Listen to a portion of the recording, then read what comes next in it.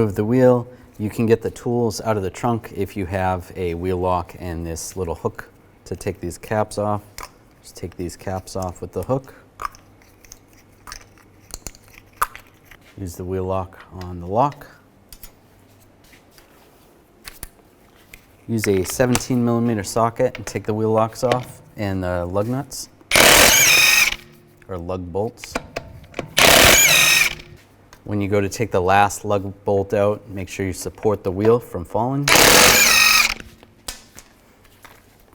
And just grab the wheel, slide it off. Take this bolt off. You're going to use a 12-point socket, either a 15/16 or a 24mm.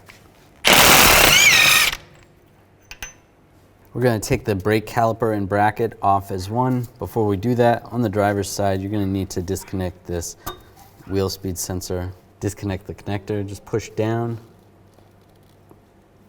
on this tab, try to slide it out, and slide it out, but normally you should be able to just push down on that. Use a 21mm socket, take these two caliper bracket bolts out.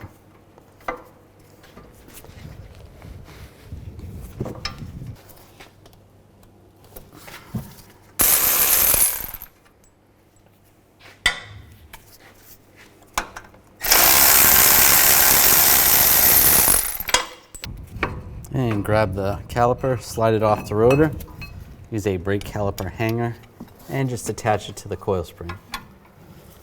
Make sure there's no tension on the brake hose. Take this screw out, use a T30 socket. While you do this, hold the rotor on so it doesn't fall.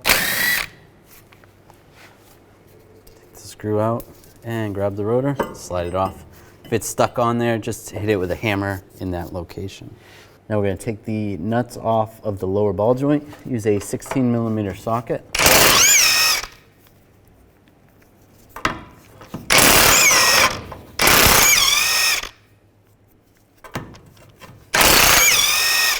Use an 18mm socket, remove the nut for the tie rod end, the outer tie rod end. There's different types of front end tools you can use to remove this. If you use a fork, you're probably going to rip the boot though, but you could use a front end tool like this, or even just taking a hammer, just being careful of the threads and trying to tap it up.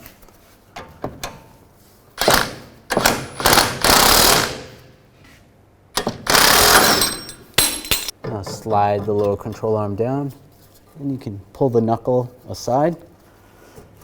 I'm going to tap the axle out. I'm just using a 17mm socket. You could use a punch. Just be careful near the splines. You don't want it too close to the splines. It's coming out.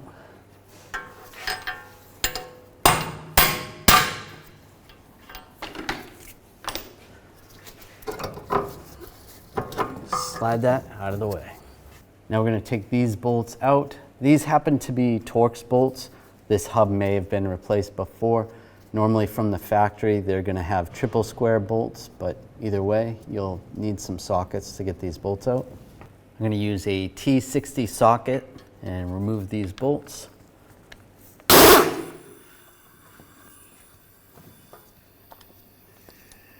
Now just take a hammer, give it a couple taps, try to get the hub off right here. Starting to separate.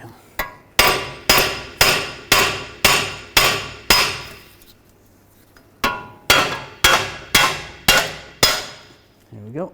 You can clean this area up right here with a wire brush where the hub's going to go.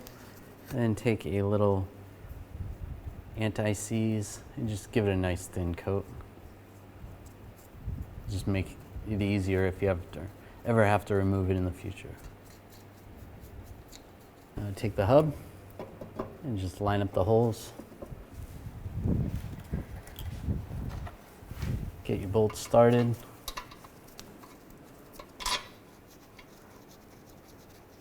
You're supposed to replace these bolts whenever you're doing this hub, and you want to torque these to 50 foot-pounds. And then after you torque them, if you have a torque angle meter, you want to tighten them an additional 90 degrees. If you don't have an angle meter, do the best you can. Now we can slide the axle back into the wheel bearing. Get that lined up.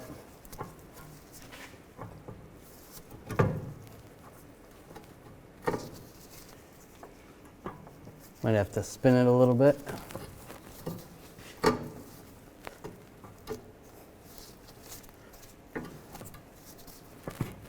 There we go. Line up the lower ball joint with the lower control arm. Get these nuts started.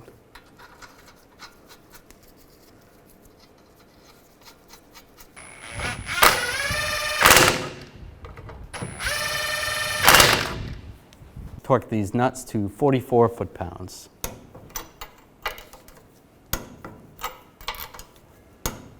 Put the tie rod in. That lined up.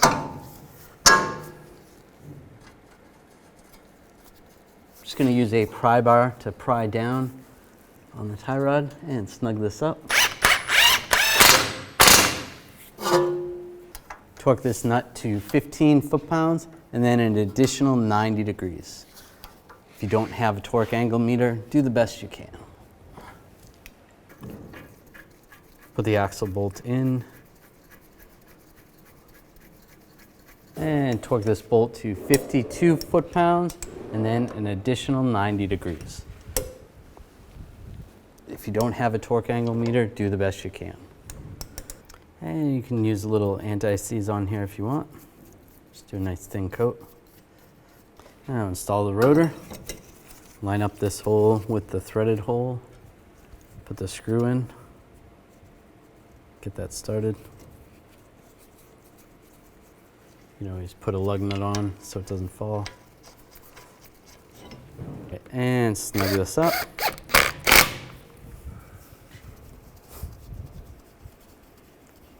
Now take the caliper hanger off. Slide the caliper over the rotor.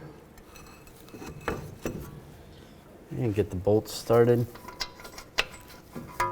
Then torque these bolts to 66 foot-pounds and then an additional 90 degrees.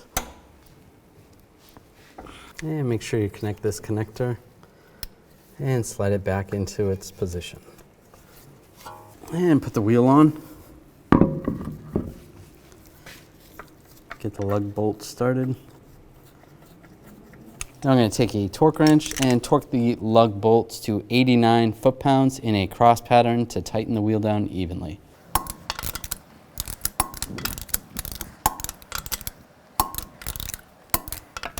And just go around again, double check.